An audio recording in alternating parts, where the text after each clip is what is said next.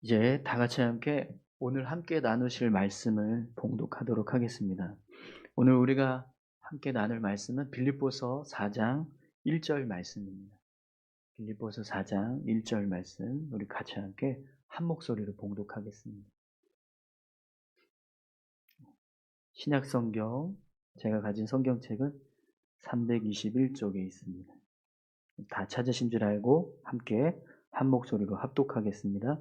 그러므로 나의 사랑하고 사모하는 형제들, 나의 기쁨이요 면류가 아닌 사랑하는 자들아, 이와 같이 주 안에 서라. 아멘.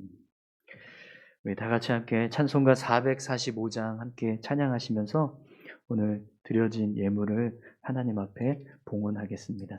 찬송가 445장입니다.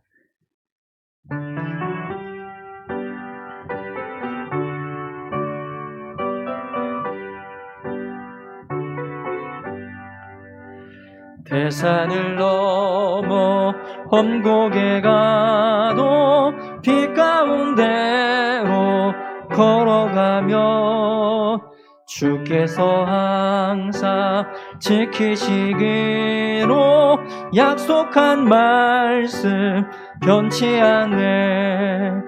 하늘의 영광 하늘의 영광 나의 맘속에 차고도 넘쳐 할렐루야를 힘차게 불러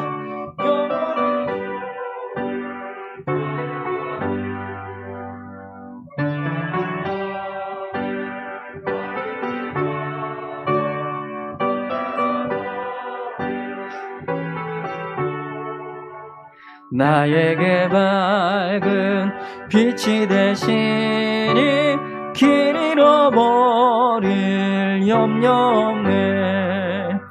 하늘의 영광 하늘의 영광 나의 맘속에 차고도 넘쳐 할렐루야를 힘차게 불러 영원히 주를 찬양하리.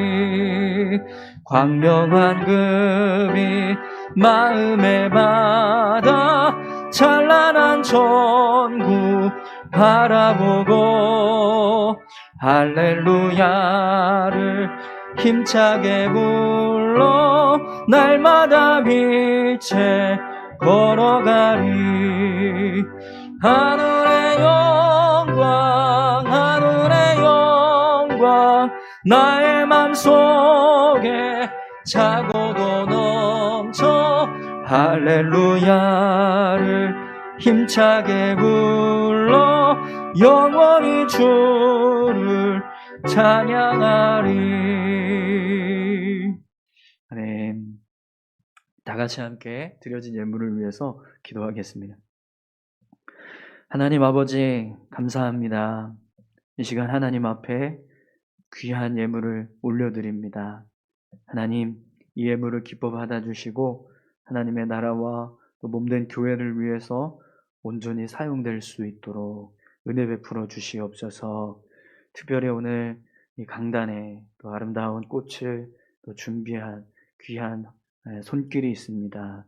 하나님 축복하여 주시고 하나님 함께 하셔서 저들의 삶에 기쁨이 넘치게 하시고 은혜가 넘치는 삶을 살아갈 수 있도록 인도하여 주시옵소서. 감사함으로 하나님 앞에 귀한 예물을 드리고 또 이렇게 하나님 앞에 헌신하는 귀한 손길들을 주님 기억하셔서 저들의 삶에 하나님 부족함이 없도록 은혜를 더하여 주시고 어려움을 만나더라도 능히 이길 수 있도록 힘을 주시옵소서. 우리의 삶을 인도하시는 하나님의 손길이 있음을 믿고 감사하며 살아갈 수 있도록 이끌어 주시옵소서. 이제 귀한 말씀을 함께 나눕니다. 하나님 말씀을 듣고 깨닫게 하시며 이 말씀을 붙잡고 살아갈 수 있도록 은혜를 더해 주옵소서. 함께 해주실 줄 믿고 감사드리며 예수님 귀하신 이름으로 기도드립니다. 아멘. 네, 여러분 한 주간 잘 보내셨나요? 네.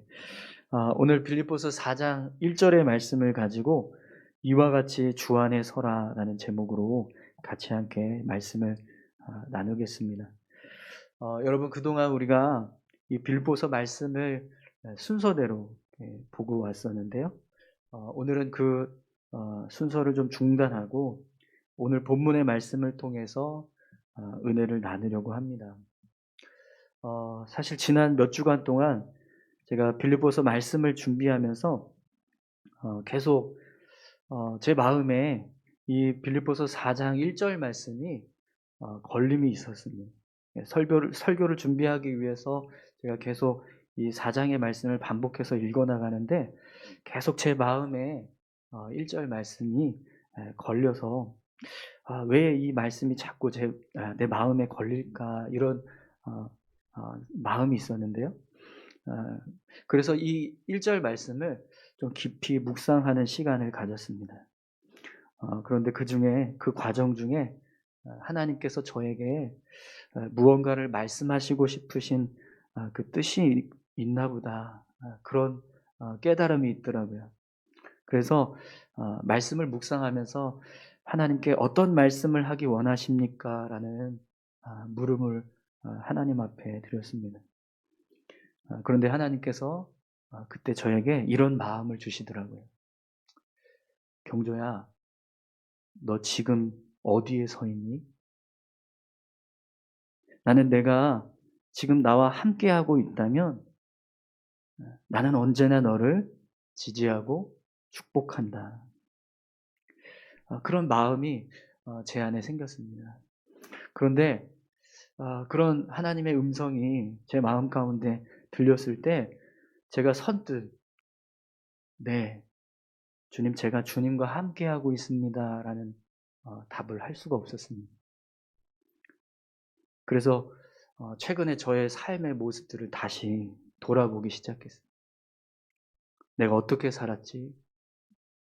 내가 어떤 마음으로 말했고, 내가 어떤 생각으로 행동했고, 내가 어떤 뜻을 가지고 살았었는가 다시 되새겨 보는 시간을 가졌어요.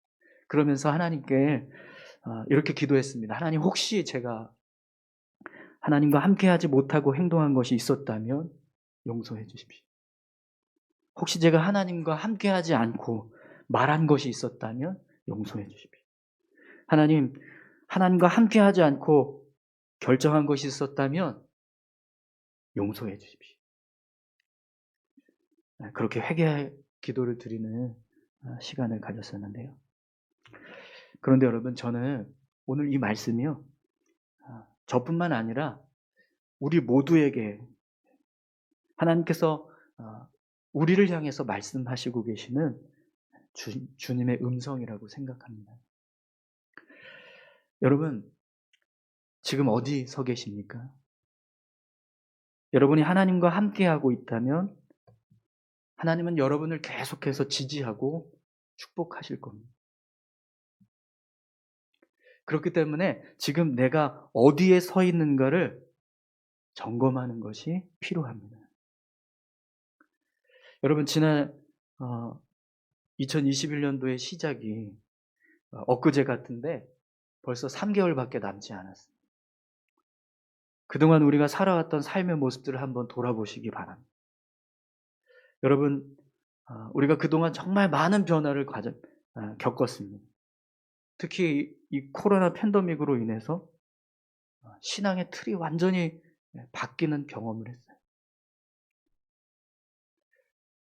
우리가 언제 이렇게 지속적으로 교회를 나가지 않고 신앙생활을 해본 경험이 있으십니까? 아무리 영상으로 예배를 드릴 수 있다고 해도 가정에서 영상으로 예배를 드리는 일은 사실 코로나 이전까지만 해도요, 상상할 수 없었던 일이었습니다. 그런데 지금은요, 그렇게 예배 드리는 것이 너무 자연스럽고 익숙해졌습니다.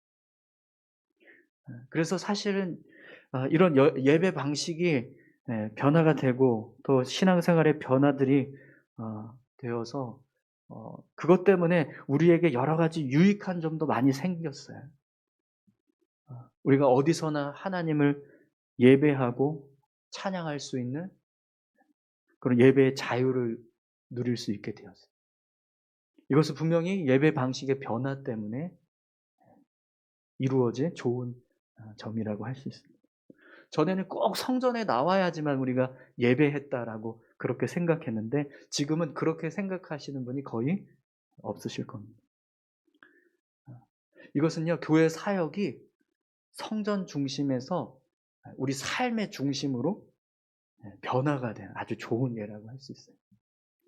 또 여러분, 예배뿐만이 아니라 이제는 모든 교회의 사역이 다 이렇게 성전을 중심으로 행하지 않아도 얼마든지 우리의 삶에서 하나님의 사역들이 실제적으로 잘 이루어지고 있다는 사실을 우리가 경험할 수 있습니다. 지금 한국 교회는요, 메타버스 교회라고 해서 온라인상의 가상의 교회가 개척을 하고 있습니다. 그런데 이 교회들이요, 실제적으로 등록 교인이 있고 또 예배도 드리고 성경 공부도 하고 구역 모임도 갖고 여러 가지 교제들을 이루어가는 그런 사역들을 하고 있습니다. 그런 교회들이 점점 한국 교회 안에서 여러 가지 일들을 감당하기 시작했어요. 이런 교회들이 세워질 수 있었던 이유는 분명히 교회의 모든 사역이 성전 중심에서 우리 삶의 중심으로 변화됐기 때문입니다. 또 여러분, 우리가 코로나 팬데믹으로 인해서 신앙생활에 큰 변화를 가져온 것 중에 하나가 주일 사역에 대한 부담감이 덜어졌다라는 거예요. 그동안은 우리가 주일에 교회 사역을 하는 것 때문에 하루 종일 교회에 있어야 되고 또 너무 많은 일들을 감당하다 보니까 막 주일이 안식일이 아니라 안식을 드려야 될 날이 아니라 지치고 피곤하고 오히려 주일이 더 힘든 날이 되는 그런 일들이 많이 있었습니다. 그런데 지금은요, 그런 모든 사역에 대한 부담감이 줄어들었습니다. 대신에 주일 예배가 끝나고 나면 이제는 가족들과 보내는 시간이 더 많아지는 그런 유익도 생겼어요. 이건 분명히 신앙생활의 변화를 통해서 생겨난 좋은 예라고 할 수 있을 거예요. 그런데 여러분, 이런 변화 속에서 좋은 점도 있지만 반면에 우려가 되는 모습도 있습니다. 그것이 바로 오늘 본문에서 말씀하고 있는 사도 바울의 권면과 관련이 있습니다.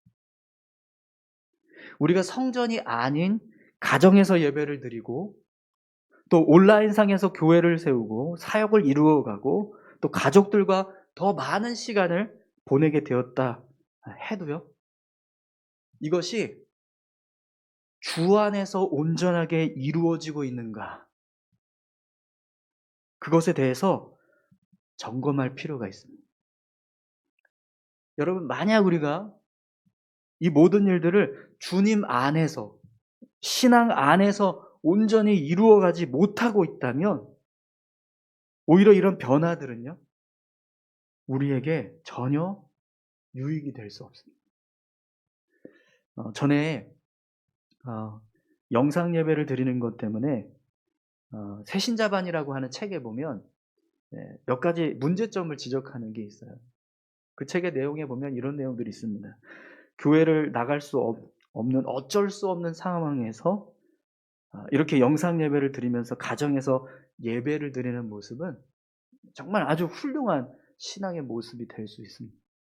그런데 얼마든지 교회를 출석할 수 있고 예배를 참여할 수 있음에도 불구하고 교회에 대한 불만이 있어서 자신이 원하는 어떤 교회의 모습이 아니기 때문에 그냥 편하게 신앙생활을 하고 싶어서, 그래서 교회 출석을 하지 않고 집에서 영상으로 예배를 드리는 모습은 문제가 있다라는 겁니다.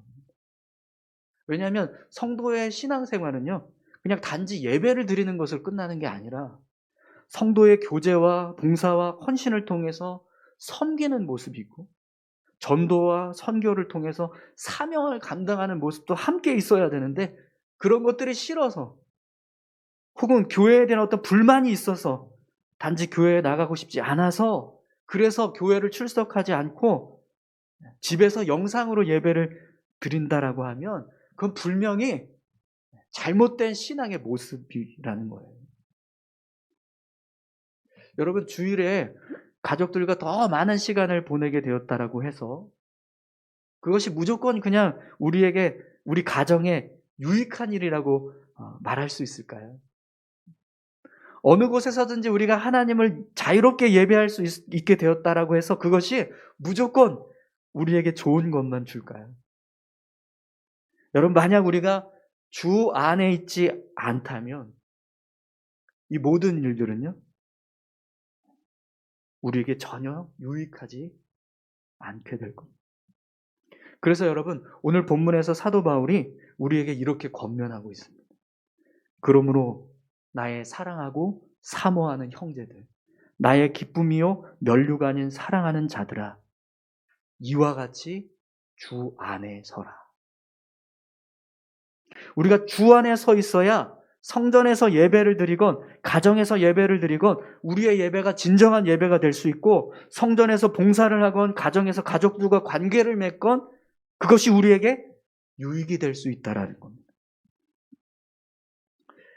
여러분 오늘 본문 말씀을 보니까 사도 바울이 빌립보 교회 성도들을 향해서 뭐라고 말합니까? 나의 사랑하고 사모하는 형제들, 나의 기쁨이요 면류가 아닌 사랑하는 자들아 라고 말씀하고 있습니다. 사도 바울이 볼 때 빌립보 교회 성도들이 사랑하고 사모하는 형제들, 기쁨이고 면류가 아닌 사랑하는 자들이라는 거예요. 그럼 여러분 왜 사도 바울이 빌립보 교회 성도들을 이렇게 사랑하고 사모하는 형제들이라고 말하고 기쁨이고 면류가 아닌 사랑하는 자들이라고 말할까요? 그들이 살아가고 있는 믿음 때문에 그렇습니다. 믿음의 모습 때문에. 사도 바울이 볼 때 빌립보 교회 성도들이 살아가고 있는 이 믿음의 모습이 그렇게 보이고 있는 거예요. 사랑하고 사모하는 형제들이 되고 기쁨이고 면류가 아닌 사랑하는 자들로 보여지는 그 믿음의 모습이 있다라는 겁니다. 그런데 여러분 그런 사랑하고 사모하는 형제들이 기쁨이고 면류가 아닌 빌립보 교회 성도들이 만약 매주 예배를 드리는데 형식적으로 예배를 드리고 있고 오로지 육신적인 어떤 즐거움에 빠져서 살아가고 있다면 과연 바울이 그들을 바라보면서 오늘 본문 말씀처럼 계속해서 나의 사랑하고 사모하는 형제들아, 나의 기쁨이여 면류가 아닌 사랑하는 자들아 라고 말할 수 있겠습니까? 아니요. 그래서 여러분 사도 바울이 빌립보 교회 성도들을 향해서 뭐라고 권면합니까? 이와 같이 주 안에 서라. 이와 같이 주 안에 서라. 여러분 오늘 본문에서 주 안에 서라라고 할 때 이 서라라고 하는 단어가요. 스테케테라고 하는 헬라어 단어를 쓰는데 이 스테케테라고 하는 단어의 뜻은요. 경건과 정직으로 계속해서 굳게 서 있으라 이런 의미입니다.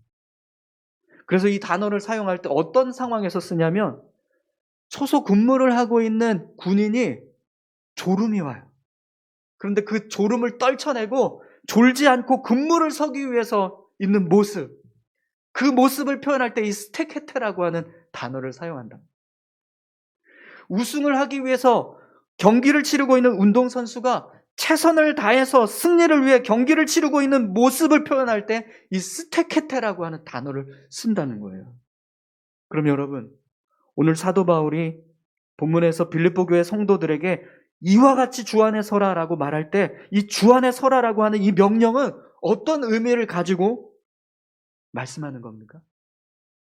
졸고 싶은데 졸지 말고 포기하고 싶은데 포기하지 말고 아무리 어려워도 끝까지 예수 그리스도 안에서 믿음의 삶을 살아가라 이렇게 권면하거든요. 그래야 계속해서 사랑하고 사모하는 형제들, 나의 기쁨이요 면류가 아닌 사랑하는 자들이 될 수 있다라는 거예요.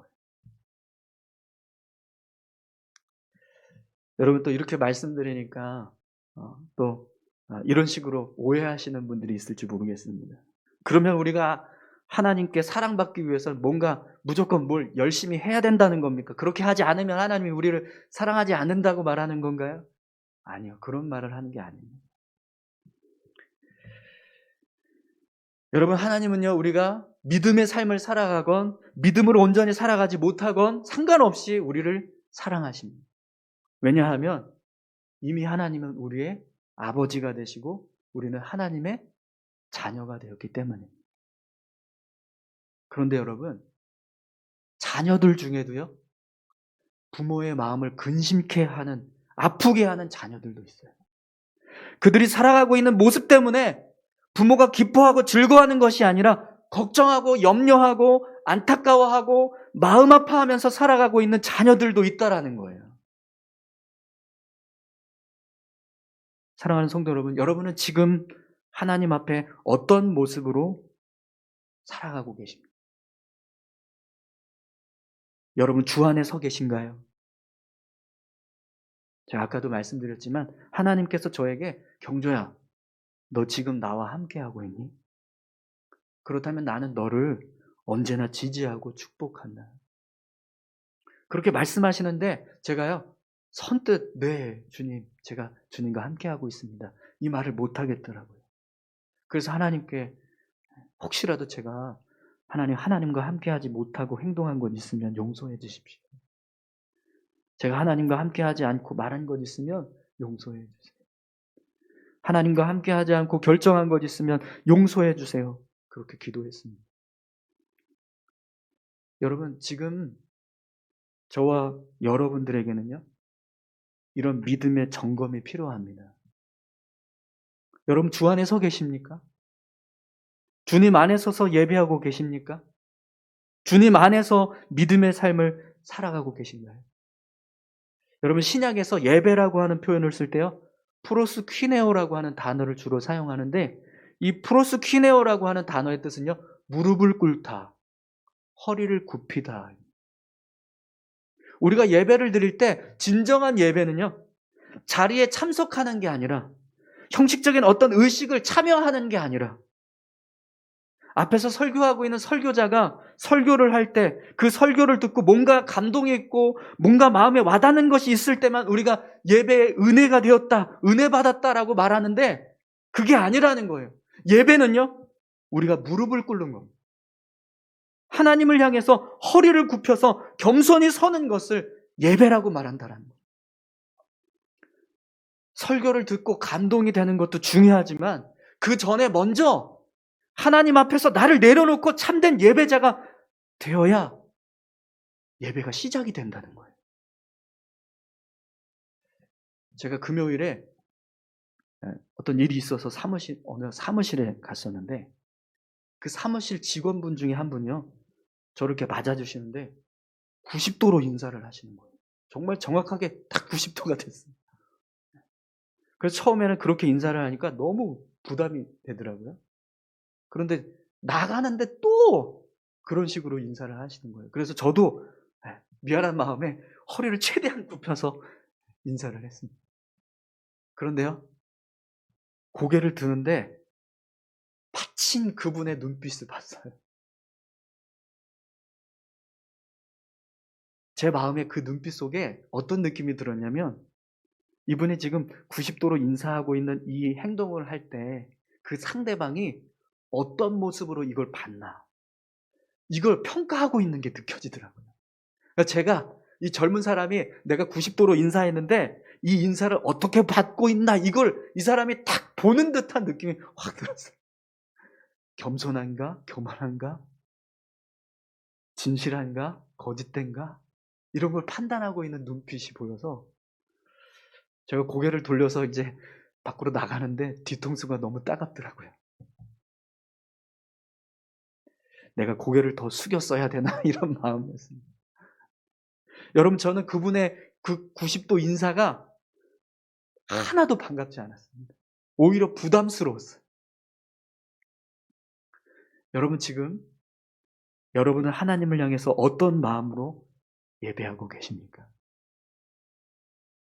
혹시 설교자를 향해서 오늘 무슨 설교를 하나 보자, 이런 마음으로 혹시 이곳에 계신 분이 계신가요?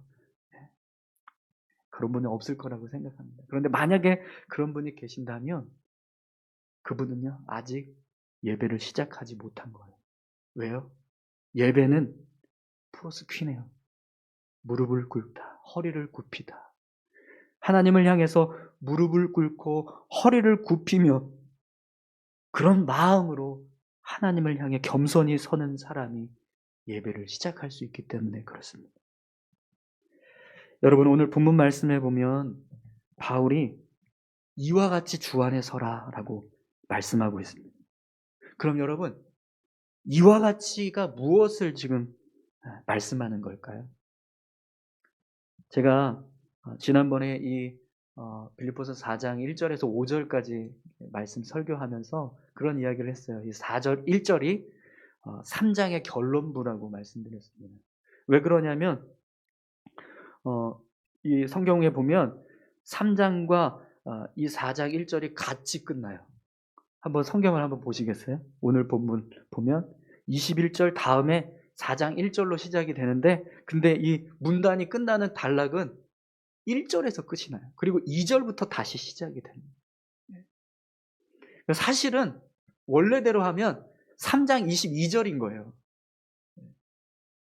근데 이게 이제 여러 가지 성경학자들이 이게 보기 쉽게 편하게 구분한다고 해서 이렇게 나눴는데, 그래서 이 4장 1절은요, 사실은 3장의 결론, 3장을 결론 맺으면서 3장의 말씀을 가지고 이와 같이 주 안에 서라 이렇게 말씀하고 있는 거예요. 그럼 여러분, 3장에서 말씀하고 있는 모습은 어떤 모습? 3장에서 말씀하고 있는 믿음의 모습은 어떤 모습이죠? 여러분, 1절에서 12절까지 보면 잘못된 신앙에 빠지지 말고 육체의 자랑거리를 주장하기보다 그리스도를 자랑하는 자가 되라고 권면하고 있습니다. 그리스도 안에서 온전히 서기 위해서 끝까지 믿음을 지키는 자가 되라라고 말씀하고 있습니다. 13절부터 16절까지는요, 우리가 언제나 완전한 자라고 생각하기보다 계속해서 우리의 믿음을 세워가기 위해서 표대를 향해 달려가야 한다라는 권면을 하고 있습니다. 온전히 이루었다가 아니라 이루기 위해서 달려가야 한다라고 말하고 있는 거죠. 17절에서 21절까지는요, 바울이 자신과 같은 그리스도 안에서 믿음의 삶을 살아가는 자들을 본받고 십자가의 원수로 살지 말라, 이런 권면을 하고 있어요. 우리의 시민권이 어디에 있다고요? 하늘에 있기 때문에 하늘의 뜻과 법을 따라서 살아가는 자가 되어야 한다라고 말씀하고 있습니다. 그럼 여러분, 지금 우리는 어떤 모습으로 살아가고 있는지 한번 생각해 보십시오. 여러분, 지금 여러분은 주 안에 계신가요? 여러분은 지금 이와 같이 살아가고 계십니까? 여러분, 우리가 주 안에 서 있지 않다면, 성전에 모이지 않고 어디서나 자유롭게 영상을 통해서 예배를 드리는 모습이 과연 우리에게 무슨 유익을 줄 수 있을까요?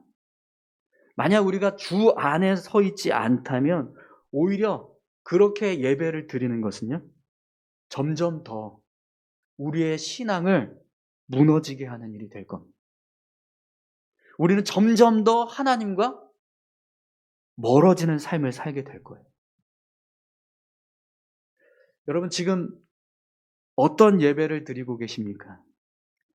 현장에서 예배를 드리고 있으니 나는 괜찮겠지라고 생각하실지 모르겠는데요. 아니요. 지금 우리가 주 안에 서 있지 않다면 아무리 현장에서 예배를 드리고 있어도요, 똑같습니다. 제가 전에 목사 안수를 받기 전에 그런 기도를 한 적이 있었어요. 적어도 목사가 되어서는 하나님께 짐이 되지 말자. 하나님의 영광을 가리는 목사는 되지 말자. 제가 왜 이런 기도를 드렸었냐면, 그 당시에, 지금도 뭐 마찬가지지만 하나님의 영광을 가리는 목사들이 너무 많았어요. 제가 안수를 받는 그 어간에 자꾸 교회에서 어느 목사가 뭐 했다, 무슨 일이 있었다, 막 이런 사건들이 계속 터지더라고요. 그래서 그 모습을 보면서 나는 절대로 그런 목사는 되지 말자. 그래서 하나님께 여쭤봤어요. 하나님, 혹시 제가 목사가 되어서 하나님 영광 가리는 자가 되지 않겠습니까? 하나님께 오히려 짐이 되는 목사가 되지 않겠어요? 만약에 그런 목사가 될 거라고 한다면 차라리 저 목사 안수 안 받게 도와주세요. 이제 목사가 돼서 살아가고 있지만 지금도 여전히 제 안에는요, 그런 두려움이 있습니다. 혹시 내가 하나님께 짐이 되고 영광을 가리고 있는 목사는 아닐까? 여러분, 만약에 제가 주 안에 있지 않다면 저는 지금 하나님께 짐이 되고 있는 목사일 겁니다. 제가 주 안에 서 있지 않다면 지금 제가 사역하고 있는 모든 사역들은 하나님의 영광을 가리고 있는 일이 될 거예요. 사랑하는 성도 여러분, 지금 내가 주님 안에 거하고 있는가? 내가 지금 주님과 동행하고 있는가? 그걸 끊임없이 점검하고 되새기고 생각하지 않으면 우리의 믿음은요, 언제든지 하나님께 짐이 되고 하나님의 영광을 가리는 모습이 될 수 있습니다. 여러분, 오늘 본문에서 바울이 빌립보 교회 성도들을 향해서 그래서 이런 권면을 하고 있어요. 그러므로 나의 사랑하고 사모하는 형제들, 나의 기쁨이요 면류가 아닌 사랑하는 자들아, 이와 같이 주 안에 서라. 여러분, 주 안에 서시기 바랍니다. 오늘 저와 여러분들이 주 안에 설 수 있기를 간절히 축원합니다. 지금 어디 서 계십니까? 주 안에 서 계신가요? 3장에서 말씀하고 있는 것처럼 잘못된 신앙에 빠지지 않기 위해서 노력하고 계십니까? 육체의 자랑거리들을 주장하지 않고 그리스도를 자랑하기 위해서 힘쓰고 계신가요? 그리스도 예수 안에서 온전한 믿음을 지켜가기 위해서 노력하고 계십니까? 죄송한데 제가 굉장히 유치한 질문 하나 드릴게요. 여러분, 한 주간 얼마나 기도하세요? 몇 번, 몇 시간, 몇 분 기도하십니까? 저는 간절히 소망하기는요, 매일 정기적으로 시간을 정해서 기도하는 성도들이 우리 교회 안에 더 많아지기를 소망합니다. 여러분, 우리의 믿음이 완전한 믿음이 아니라 계속해서 성장해 가야 하는 믿음이라는 사실을 고백하고 표대를 향해서 달려가고 계신가요? 끝날 때까지는 끝난 게 아니다, 이런 말이 있죠. 그것처럼 믿음을 위해서 정진해 가고 계십니까? 바울과 같이 그리스도 안에서 믿음의 삶을 살아가고 있는 훌륭한 선배들의 삶을 본받아서 믿음의 경주를 하고 계신가요? 하늘의 시민권을 소유한 자로서 이 땅의 방법과 뜻이 아니라 하늘의 방법과 뜻을 따라서 살아가고 계십니다. 여러분, 우리가 주 안에 있다면 우리가 살아가는 모든 삶은요, 분명히 하나님께 계속해서 지지를 받고 축복을 받는 삶이 될 것입니다. 오늘 저와 여러분들이 그런 삶이 되기를 소망합니다. 사랑하는 성도 여러분, 주 안에 서시기 바랍니다. 주님 안에 서서 참된 자유와 기쁨을 누리면서 하나님께 영광된 삶을 살아가는 오늘 저와 여러분들이 다 되시기를 축원합니다. 우리 이 시간 같이 함께 기도하겠습니다. 하나님, 우리가 주 안에 설 수 있게 도와주십시오. 우리가 살아가고 있는 모든 삶의 모습이 주님 안에서 온전하게 이루어질 수 있도록 우리를 붙들어 주시고 인도해 주십시오. 우리 이렇게 같이 함께 기도했으면 좋겠습니다. 함께 기도하겠습니다. 하나님 아버지, 오늘 사도 바울이 빌립보 교회 성도들을 향해서 이와 같이 주 안에 서라라고 권면하고 있습니다. 하나님, 오늘 제가 주님 안에 있지 못한 것, 주님 안에 있지 못하고 행하였던 모든 것 주님 용서하여 주시고 주님과 동행하는 삶을 살아갈 수 있도록 붙들어 주시옵소서. 내가 걸어가는 발걸음, 내가 행하는 모든 삶의 행사들을 주님 안에서 온전히 이루어질 수 있도록 인도하여 주시옵소서. 아버지 하나님, 부족하고 연약했던 모습들을 주님 용서하여 주시고 주님 앞에서 온전히 살아갈 수 있도록 주님 인도해 주시길 원합니다. 사랑하고 사모하는 형제들, 나의 기쁨이여 면류관인 사랑하는 자들아 고백하며 아버지 하나님, 주님 인정했던 사도 바울의 아버지 하나님 그 고백과 같이 오늘 아버지 하나님 우리 모습이 하나님 앞에 그렇게 보여질 수 있기를 소망합니다. 주님 도와주시옵소서. 그렇게 살아갈 수 있도록 도와주시옵소서. 하나님 앞에 사랑하고 사모하는 자들 되게 하시고 기쁨이고 면류관이 될 수 있는 자들이 되게 도와주시옵소서. 아버지 인도해 주실 줄 믿습니다. 주님 안에 거할 때 우리가 그렇게 주님 앞에 설 수 있을 줄 믿사오니 인도해 주시옵소서. 함께해 주시옵소서. 역사해 주십시오. 하나님 감사합니다. 어느 곳에 있든지 하나님을 찬양하고 예배할 수 있기를 원합니다. 우리가 살아가는 모든 삶이 하나님 앞에 기쁨이 되고 면류관이 될 수 있는 삶이 되기를 간절히 소망합니다. 그러기 위해서 하나님 우리가 주 안에 설 수 있게 도와주시옵소서. 주님 안에 서서 살아갈 수 있도록 우리를 붙들어 주시고 인도하여 주시옵소서. 감사드립니다. 예수님의 이름으로 기도드립니다. 아멘.